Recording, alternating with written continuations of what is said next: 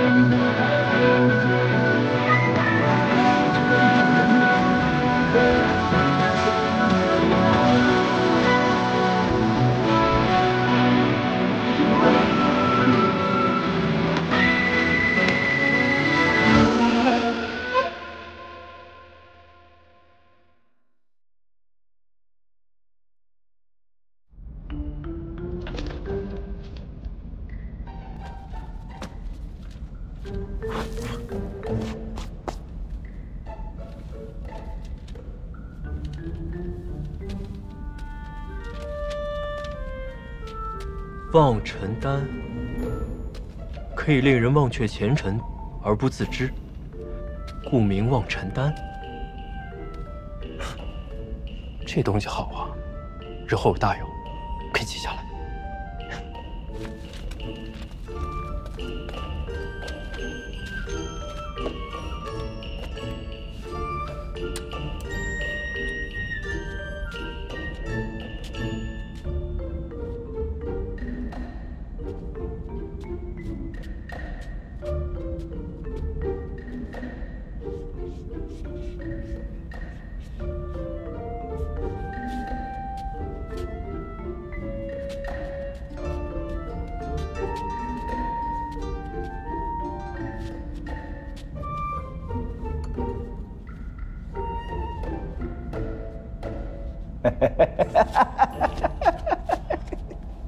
这三公哥是按时收费的，你这样抄，这不是白白浪费零食吗？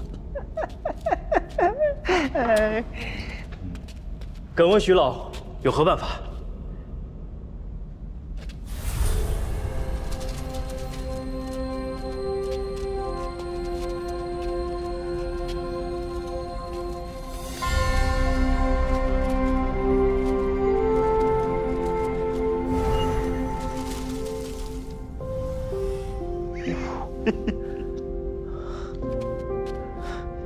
弟子不才，愿学这种法术。哎，教会了徒弟，饿死了师傅。多少灵石？10个，10个灵石，复制1次。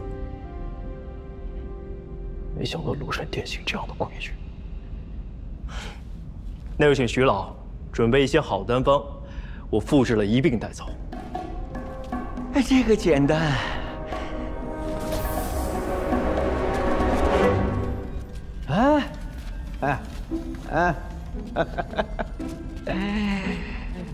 这些可以吗？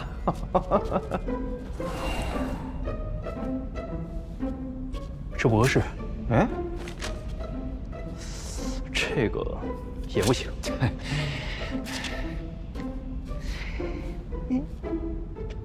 庐山殿里不会都是这种货色吧？第一次来庐山殿的人都这么问呢。殊不知，没有好的炼丹炉，拿到再好的丹方，也炼不出来。徐老的意思是得先在你这儿买了丹炉，才能看到好的丹方。算你聪明。如果你买了我的炼丹炉，这丹方买我就送200灵石，最低180。丹炉放地火之屋了。丹方呢？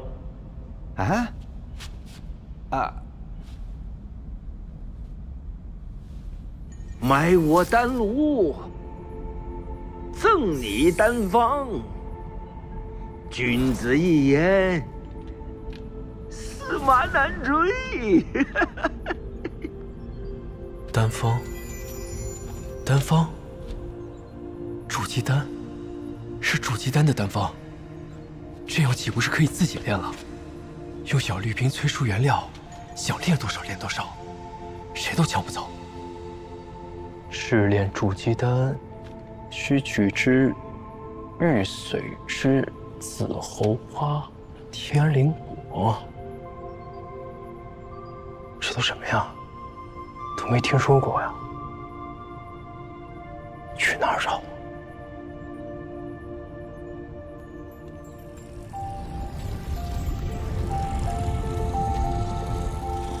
这里就是地火之屋了。还有180灵石一个的丹炉。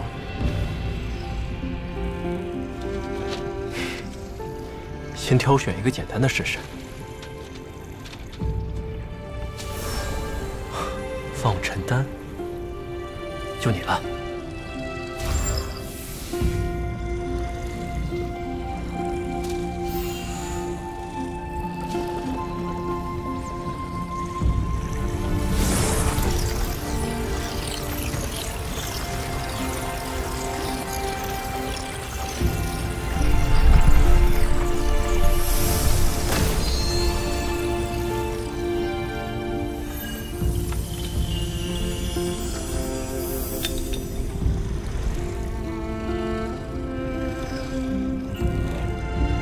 居然一次就成了，不愧是180灵石的丹炉啊！再炼一个黄龙丹试试。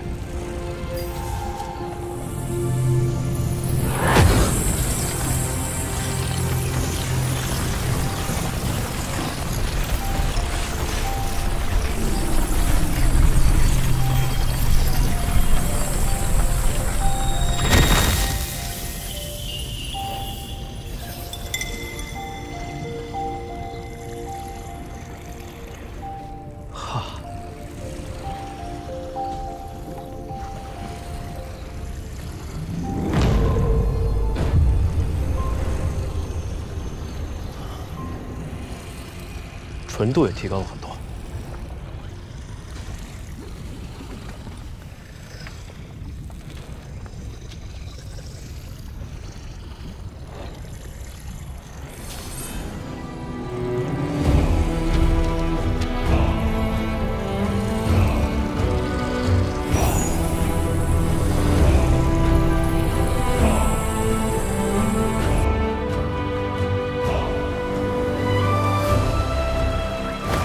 我在百药园开辟了一处秘密药田，用小绿瓶催生药草，继续实验推演不同丹方，炼制了不少有用的丹药。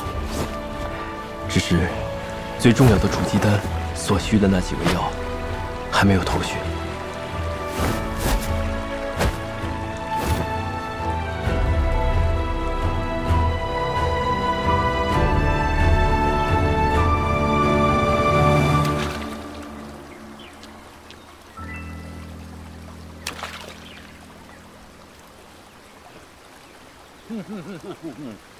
这血色禁地每回开放之前呢，这旗派都会选定一个地方，要搞一个会盟啊。这毕竟关系到各个门派这未来几年的发展啊。所以说呢，每一次血色禁地开放，都血色禁地关系到各个门派未来实力的高低。对了，我还听说一个事儿啊，就是说这个只要进了血色禁地的弟子，都能获得一枚筑基丹，这事儿是真的假的？假的。哎，我就说嘛。但是，这个传闻呢，也不算离谱啊。你知道这血色禁地为什么又叫做奇派的灵草库吗？因为此地生产着各种珍贵的灵草，在整个越国，也只有那里，才有试炼筑基丹的原料。怪不得在市面上没见过那几味药。一次试炼，族谱里的弟子都要抢着去了吗？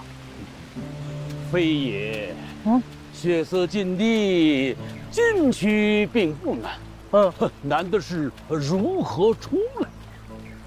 禁地是九死一生，你知道往年参加试炼的弟子存活率有多少吗？不到半数。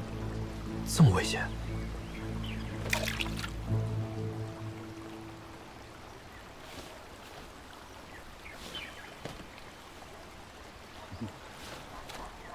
这位小友，你也对血色禁地感兴趣？啊？什么呀？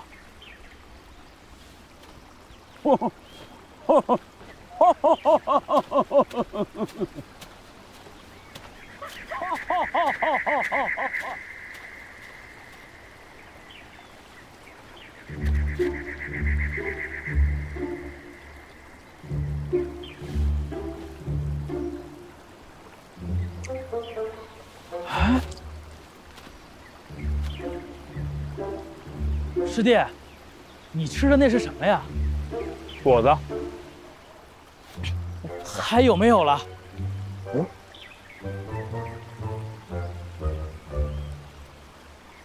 正好，还剩一个。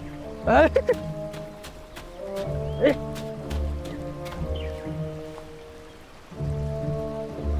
谢谢师弟。谢谢师弟。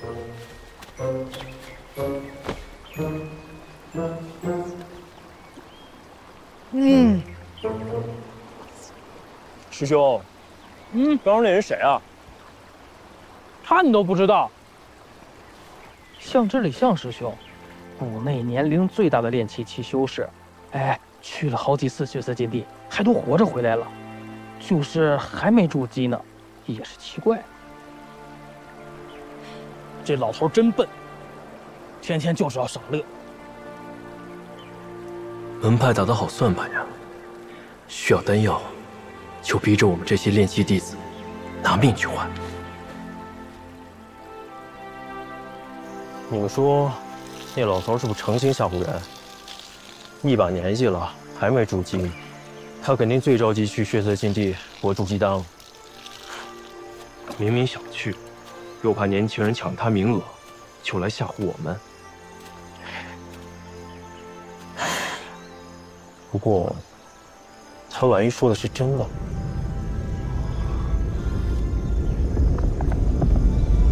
非洲，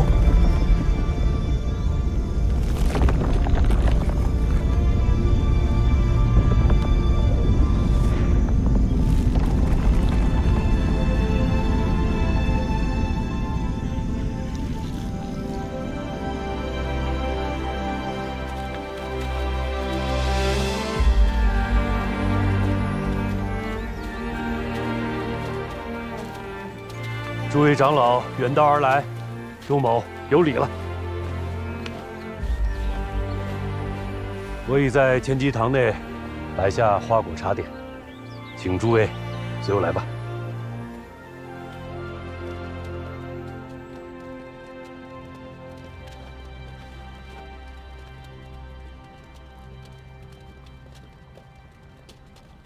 师叔，一切都准备好了。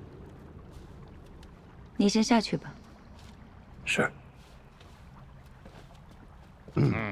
来，吃，尝尝。尝尝这糕点，这好吃。这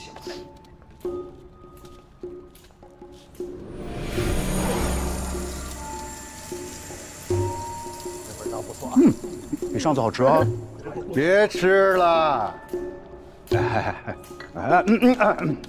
是，这都没吃饱呢。禁地开放在即，按规矩呢，由我们黄风谷保存并使用的岳阳宝珠，是时候移交给下一派偃月宗了。师姐，稍等一下，在移交宝珠之前，我有一件事想跟各位长老商量一下。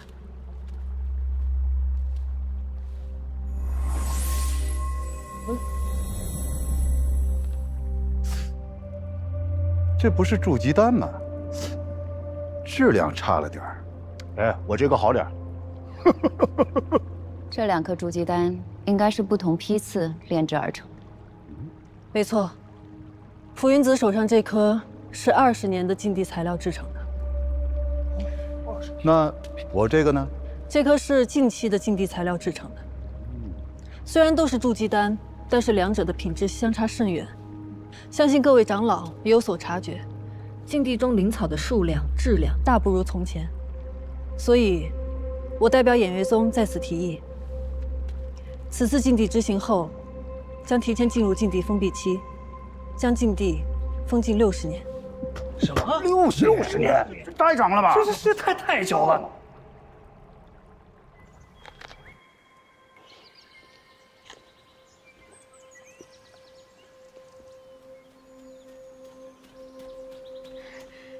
韩大哥，真的是你，汉姑娘。上次太南山鬼一别，我还以为再也见不到你了，没想到你进入了黄风谷。还要多谢你送我的那本书。汉姑娘是来参加棋派会盟的吗？嗯。对了，那个前面啊，有专门给炼气系弟子准备的茶点，你可以去尝尝。那些都是快要筑基的高手，光是跟他们坐在一块儿，我就紧张，还是算了吧。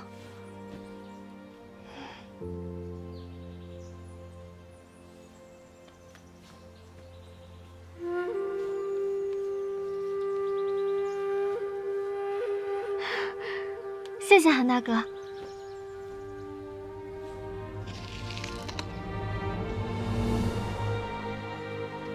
汉姑娘也要去血色禁地。嗯，我大哥旧疾发作，一直昏迷不醒，只有找到血色禁地里的烈阳花，才可以救他。你们那些老祖没法给他治吗？所以，我一定要亲自去找到烈阳花，把我哥治好。唉，死也治了。你对你哥哥真好。我有个小妹，在我离家的时候，她也就这么搞吧。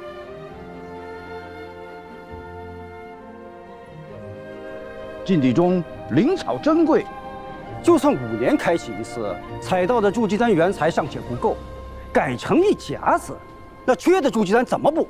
可不是嘛！就是你们偃月宗家大业大，那自然是备了不少筑基丹。可是我们这几派可不行啊，多少弟子排队等着呢。就是啊，怎么办？筑基丹之所以重要，也是为了小辈考虑。每次禁地一开，折损的炼气修士几乎近半，这些弟子的性命，诸位长老就不放在眼里了吗？天道有常，不为尧存，不为桀亡，这心里的慈悲，难道能大过天道？小小的筑基丹，搬上天道了，不至于，不至于。这看样子，你们黄风谷也是站在偃月宗那边的。这世上的天材地宝本就有限，有多少的灵草需要经过100年甚至1000年才能成材？近几年各派的弟子剧增，而灵草却是摘一颗少一颗。正是，现在的所作所为无异于杀鸡取卵。况且，我听说魔道6宗又有异动，我们更应该避免伤亡，否则他们攻打进来。魔道，几百年了，年年都说有魔道，可除了我们这几个老家伙，又有谁真见过？是啊。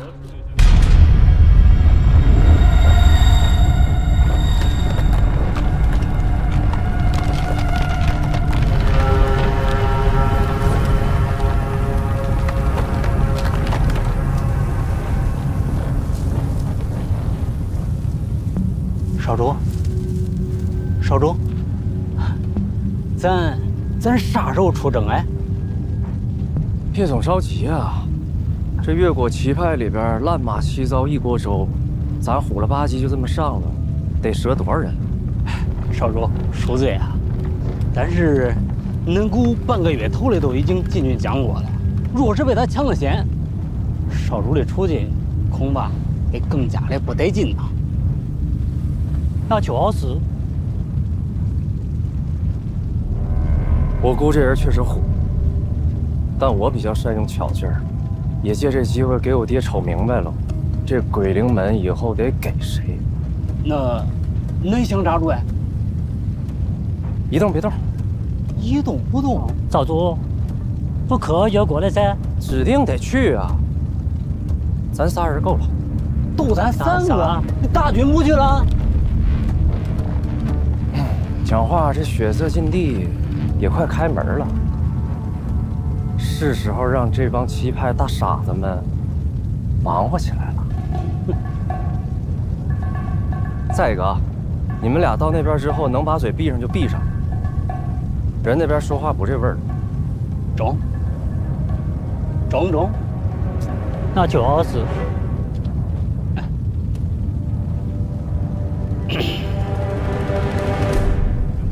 你们都是各派的老人了，七派如今势力如何？你们心里不清楚吗？比5年前如何？比60年前又如何？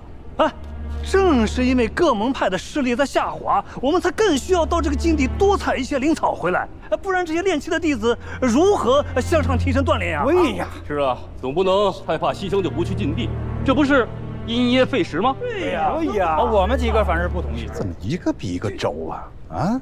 哎，我是都无所谓啊，只是5年一次赌，这次要60年一次赌，我不知道某些人等不等得起。哎，你说谁呢？我同意啊！请洪福师姐催动岳阳宝珠。师姐，请催动岳阳宝珠。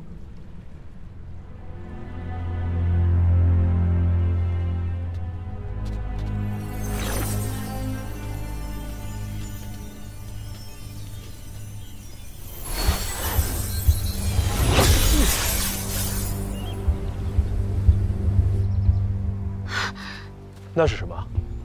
岳阳宝珠。看来长老会那边有情况，我先去看看。韩姑娘，一定要从禁地平安回来。嗯，再见。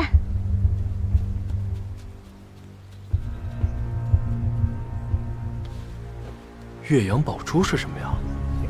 诸位长老，有没有发现岳阳宝珠有何不同？这没以前亮了。宝珠没有以前亮了。没错，岳阳宝珠是本门先辈为驱散禁地的迷障所制。宝珠吸收日月灵气，绽放光芒，但你们恐怕不知，每当天有异样，宝珠也会受其影响。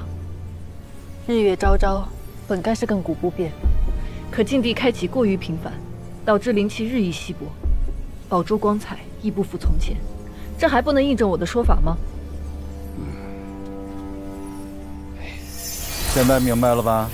啊，来吧，再商议商议。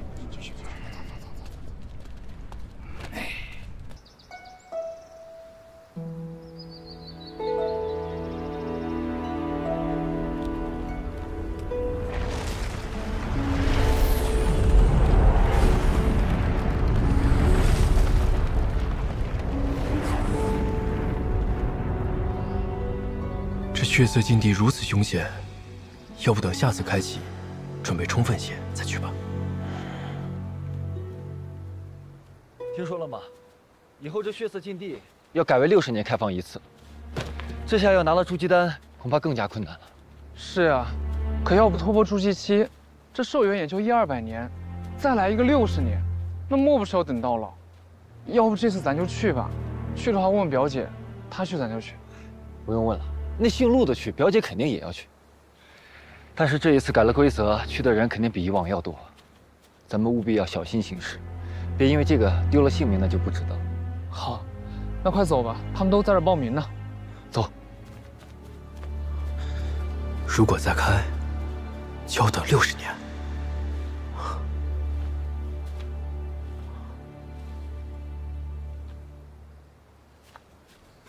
向师兄，不是说这个报名血色禁地的在这集合吗？咱俩来，会不会通知错了呀？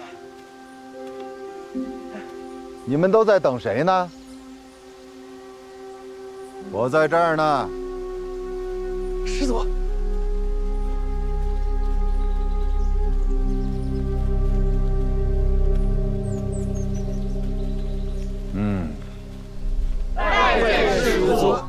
的人还挺多。哎，你们都做好送死的准备了吗？啊？不是我吓唬你们啊！我们黄风谷弟子数千，筑基的有多少知道吗？不过100人。知道是为什么吗？因为筑基丹稀少。不光如此，还因为炼气与筑基虽然只差1阶，但是境界却相隔10万8千里。所以啊，有很多人都会像你们一样，都想进禁地碰碰运气，结果呢，白白丢了性命。别说筑基了，连活下来都是奢望。所以啊，若是你们没有拿出必死的决心，老夫奉劝你们赶紧回去啊，以免你们的仙途到此为止。那当然了，若是听到老夫的话，你们依然有决心，可以站出来，我看看都有谁。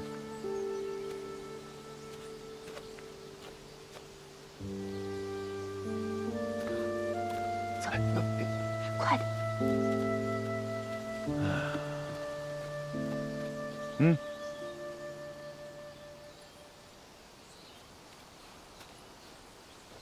哎，你们这13个人是不是已经听到禁地再开要等60年的消息啊？啊？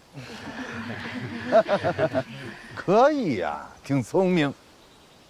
咱们黄风谷此次进禁地有15个名额，现在还有2个。我，哎呦，这么大岁数能行吗？哎呦，我可不想再等60年呢。可以理解啊，那还差1个名额。这样吧，我数3个数，1，嚯，会抢跑了。你一个炼气11层的也敢去送死啊？禀师祖，弟子资质差，没那么多时间等60年，望师祖成全。不错，有个性，我喜欢，啊，就是资质差了点儿啊。行了，你们这些人回去吧，啊。师叔，我也不要去。早干什么了？先回去啊！想去，等60年之后那波。 60年后我都120岁了，师祖。再给个机会吧，师祖。师祖，后面还有考核和训练呢，啊，万一哪个淘汰了，你们就有机会补上嘛。行了，赶紧回去吧，啊，快去。我们好幸运呢。嘿嘿，听听啊，不容易呀。哦。勇气乃万世之始啊！恭喜你们，恭喜你们过了老夫的第1关。 谢谢师父。血色禁地不只是一场寻宝之旅，更是一场关系着我黄风谷在七派中的地位，足以左右门派未来的战斗。为了能让你们都能活着回来，我要好好的训练你们。此行万分凶险，现在打退堂鼓还来得及，以免在禁地内断送了性命。禁地内天气恶劣，变化无常，还有各种崎岖的地貌。 不少人在进入禁地之初，便被这恶劣的天气折磨致死。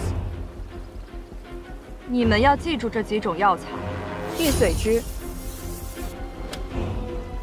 紫侯花，还有天灵果。这些都是筑基丹所需要的重要的药材。禁地里会有各种妖兽出没，想要顺利取药，就得先过他们这里。 要是打不过，可就成了他们的腹中餐了。禁地中的各派弟子大体分为3类。第一类，实力较弱的，就像你们其中的有一些人，要么是被逼而来，要么就是心怀侥幸。这样的弟子，往往活不过第1天。第二类人，修为虽然不弱，但也算不上顶尖高手，其中不乏有一些投机取巧之辈。不去好好采集灵草，反而还想利用杀人夺宝的手段牟利。但是到了第3日，第2类人中的佼佼者便会在禁地中自动的销声匿迹，不再现身。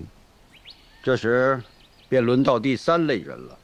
师祖，第3类人是？第3类人是懂得保存实力、隐藏实力的那些家伙，终于出手，各显神通。师祖，那您说了这么多，到底哪类人活下来的最多呀？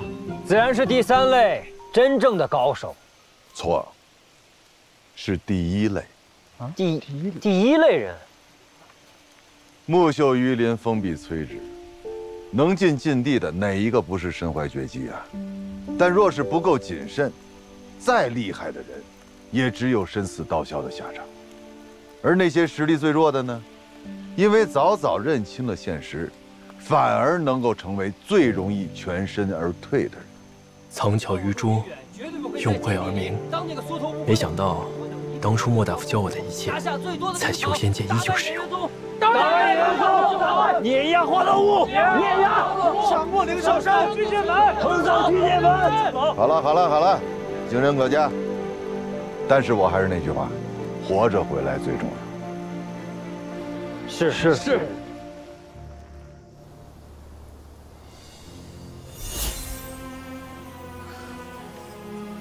岳阳宝珠是本门先辈为禁地之行所制。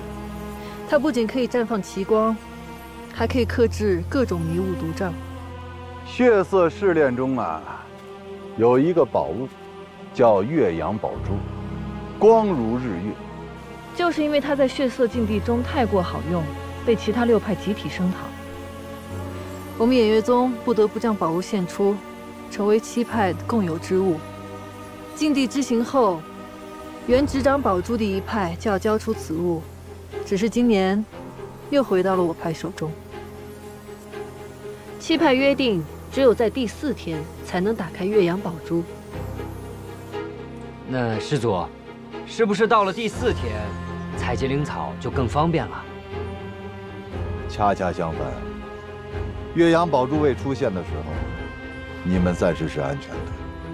当岳阳宝珠一出现，你们就要注意躲藏了。这是为什么？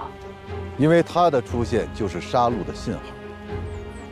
你想一下，如果你是花了3天，结果什么灵草都没采集到的人，在剩余的有限时间里，你会做什么？杀人夺宝。现在我要将岳阳宝珠交给你们其中一个人，燕如烟。弟子定不辱使命。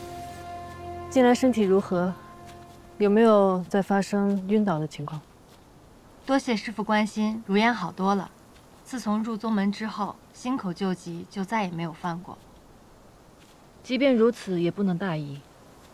我找了些古籍，想要根治你的病，需要找一位按灵根修士，阴阳调和。多谢师父关心。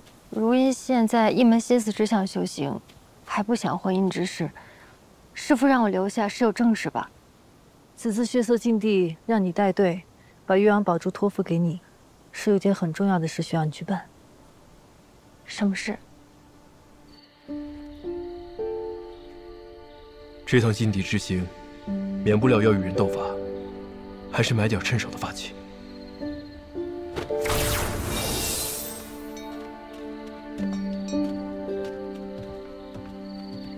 在下望宇是万宝楼的掌柜。 在下李飞宇，一介散修，想寻些法器傍身，不拘价格。厉公子利落呀，里边请，几壶上好的碧云茶。是。不用了，我呢也不是来喝茶的。你这要没有好东西，我就不浪费时间了。厉公子留步。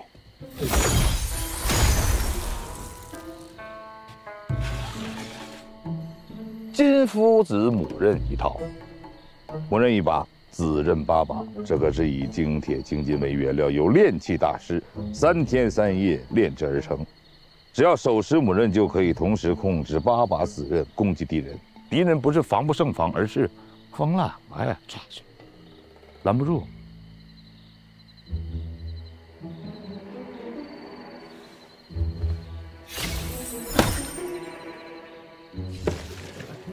玄铁飞天盾，罕见的防御性法器，用大块寒阴之地的玄铁精炼而成，不但坚不可摧，一经施法驱动，就可围绕四周，自动防御。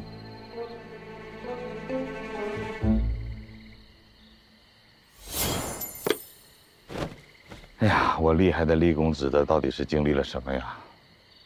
全是大世面吗？好吧。不装了，给你看看我最喜欢的宝贝——天雷子，截取天地雷电后凝练而成。即使是筑基期的修士正面对抗，也会灰飞烟灭。哇，是，说没就没有。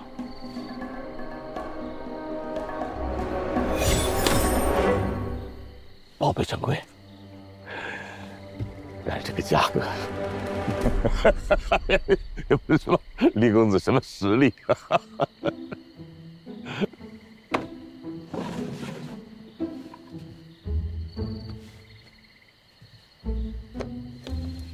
黄敬之啊，黄敬之不值钱，不闹呢。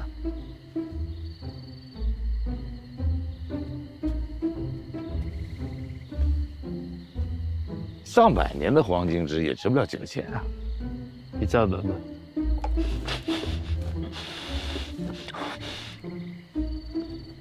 500年，500年，500年，500年可以。这些不够，把你们这最好的拿出来。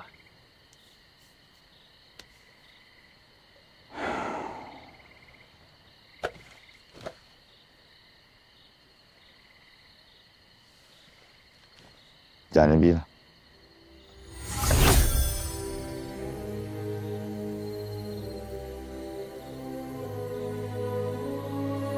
金光砖符宝，本殿的镇店之宝。这还是结丹期的修士才能练得出来的啊！虽然启动的时候稍稍的有一些慢，但它绝对不是俗物。说吧，厉公子，想换哪一件宝贝啊？我全都要。嗯。啊，厉公子果然是阔绰，但厉公子你是不是搞错了？是，药草很珍贵，但是想抵我这些宝贝，差点意思。谁说我这500年灵草啊？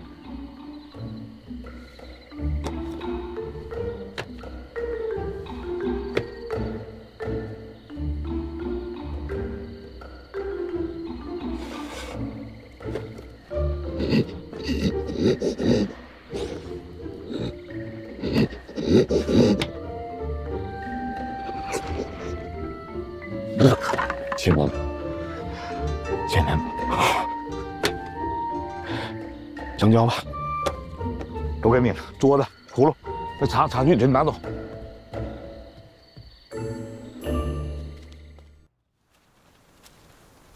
境地之行万分凶险，我们务必要携手行事。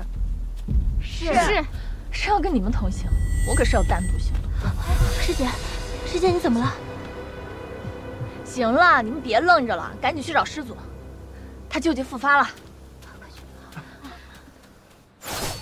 这里地处偏僻，正好试试新买的东西。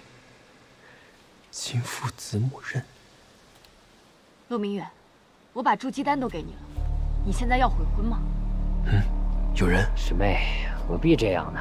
只要我能得到董轩儿的青睐，那洪福师祖很有可能会收我做门下弟子，还愁筑基丹呢。没想到你是这样的蠢货。哎呀，好了，师妹，师兄一会儿便让你知道为兄的好。嗯，别碰我！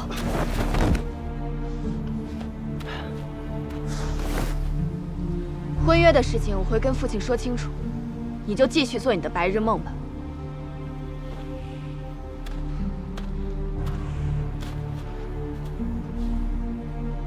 筑基丹还给我！就算你现在不给我，之后陈家也会派人找你要的。我们后会无期。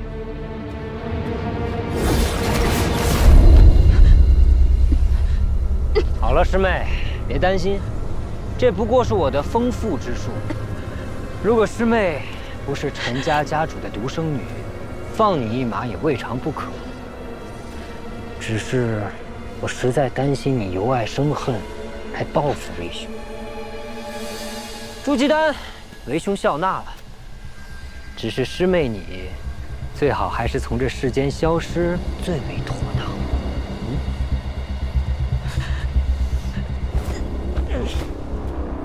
黄风谷怎会有这种败类？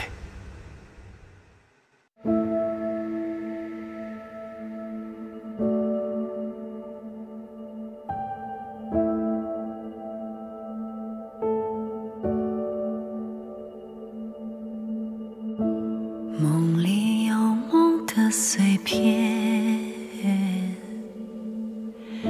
细雪落在水中天。此去经年，步履流连，风景又浮现，难忘记不如怀念。总说往事都如烟，回首荒唐不忍言。喧嚣红尘，寂寞书卷，挥去了流年。这望眼，时过境迁。秋风泛起，又见炊烟，似天边，犹如眼帘。回首已在下。